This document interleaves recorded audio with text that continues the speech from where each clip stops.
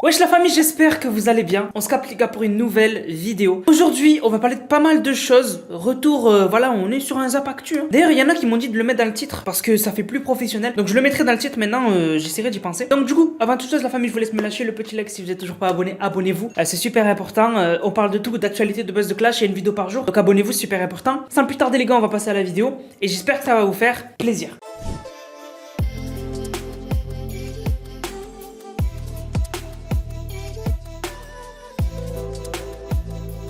Tout d'abord les gars, parlons du petit Lucas. Alors vous le connaissez pas, en gros c'est un joueur de Valorant. Askip c'est un génie puisqu'il était, je sais plus comment on appelle le grade le plus haut sur Valorant. Ça commence par I je crois. Bref, en fait c'est un génie. Askip sur Valorant, vraiment juste à 11 ans, le mec est super chaud sur Valorant. Sauf qu'il a que 11 ans. Et en fait du coup, il streamait sur Twitch ses parties puisqu'il était trop fort. Et il y avait ses parents derrière qui étaient derrière lui pour justement, voilà, le soutenir. Et pour prouver qu'ils sont là et qu'ils laissent pas leur enfant stream sur Twitch à 11 ans sans être là pour superviser. Il s'est fait ban de Twitch parce qu'il était populaire.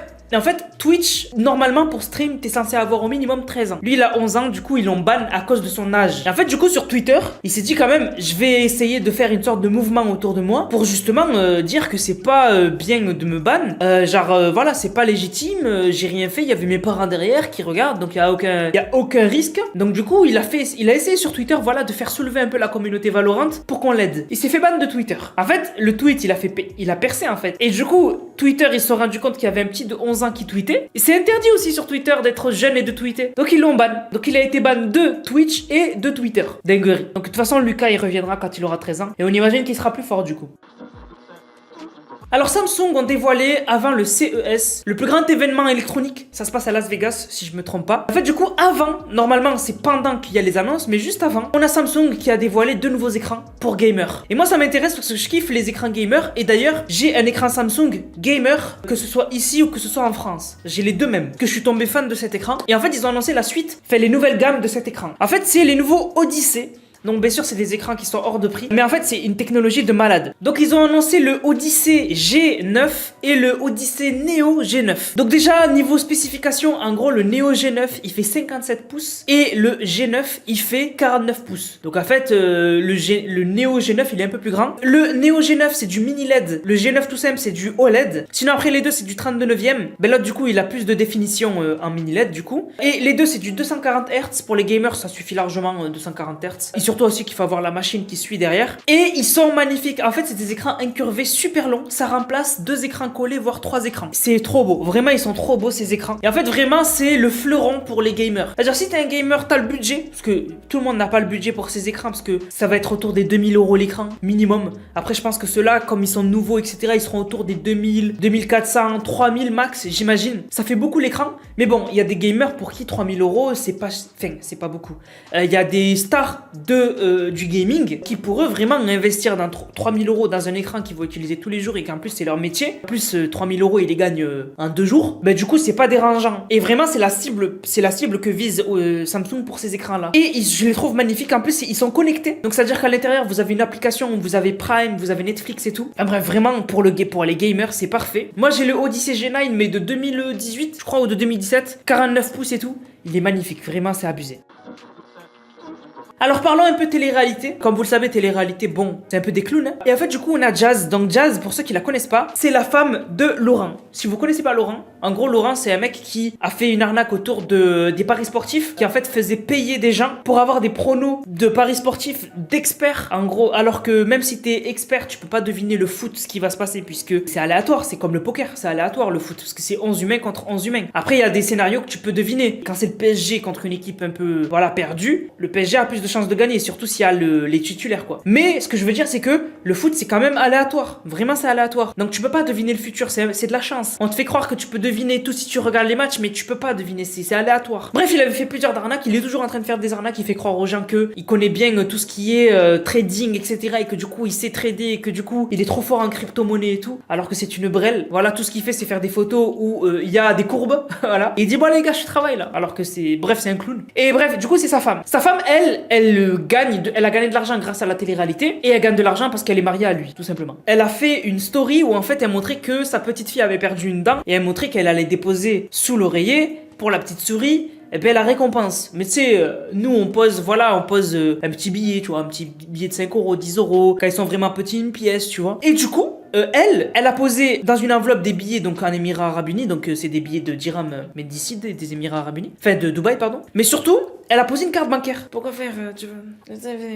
Après, elle fait ce qu'elle veut, honnêtement. Les riches, voilà. Après, moi, j'aurais trouvé ça plus logique qu'elle donne que des billets. Parce qu'une carte bancaire, c'est pour les caméras. Mais bon, après, si elle veut faire plaisir à sa fille, pourquoi pas, quoi. Voilà, s'ils ont les moyens, que ça leur fait plaisir, faites-le, tu vois. Ça sert à rien de faire une polémique dessus, tu vois, c'est des tempêtes dans un verre d'eau. Mais bon, juste faites attention à ces gens-là. Ne croyez pas qu'ils peuvent vous apprendre comment être riche, etc. Eux, ils sont devenus riches par hasard. C'est-à-dire qu'ils ont aucun talent, ils ont juste fait des téléréalités où ils sont embrouillés avec des gens. Et en fait, c'est juste qu'ils ont trouvé des arnaques qui ont toujours été meilleures que l'autre pour prendre l'argent des gens. Donc faites gaffe.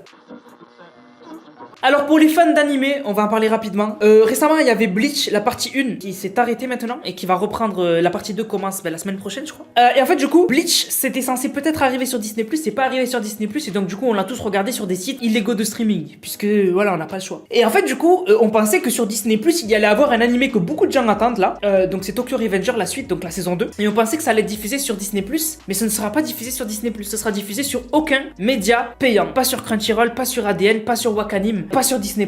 Bien sûr, on pourra le regarder, hein, parce qu'il y a des sites de streaming illégaux qui vont les publier et on le regardera là-bas, on n'a pas le choix. Moi, je paye tout. Moi, j'ai Wakanim, j'ai Crunchyroll, j'ai ADN, j'ai tout, j'ai Disney+. Et moi, franchement, ça me dérangerait pas de payer pour regarder mes animés. Et c'est ce que je fais d'ailleurs. Mais le truc, c'est que si personne ne prend les droits, ben on va prendre les droits de nous-mêmes. On est désolé, mais c'est obligé, c'est comme ça. C'est dommage, parce que ceux qui font Tokyo Revenger et voilà, tout ce qui est derrière, faudrait qu'ils gagnent de l'argent aussi dans les pays étrangers comme la France pour justement le travail qu'ils font. Moi, c'est dommage, voilà, franchement, c'est dommage.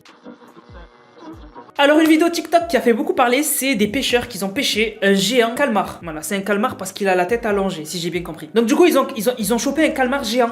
Ils ont dit qu'ils ont jamais vu ça de toute leur vie, genre ils ont jamais pêché un truc aussi gros, un calmar aussi gros. Et en fait, du coup, à Skip, c'est un calmar géant. C'est des calmars qui peuvent aller jusqu'à 16 feet, donc c'est des pieds. Donc un mètre, c'est 4 mètres 8, donc en gros 5 mètres. Mais moi, je dis que s'ils ont réussi à pêcher un truc comme ça, à le trouver, j'imagine qu'il y a des trucs qu'on peut pas pêcher parce qu'ils se cachent bien dans les profondeurs, etc., qui sont beaucoup plus gros. Donc moi, le calmar géant, les délires qui font plus de 10 mètres, 15 mètres, moi j'y crois.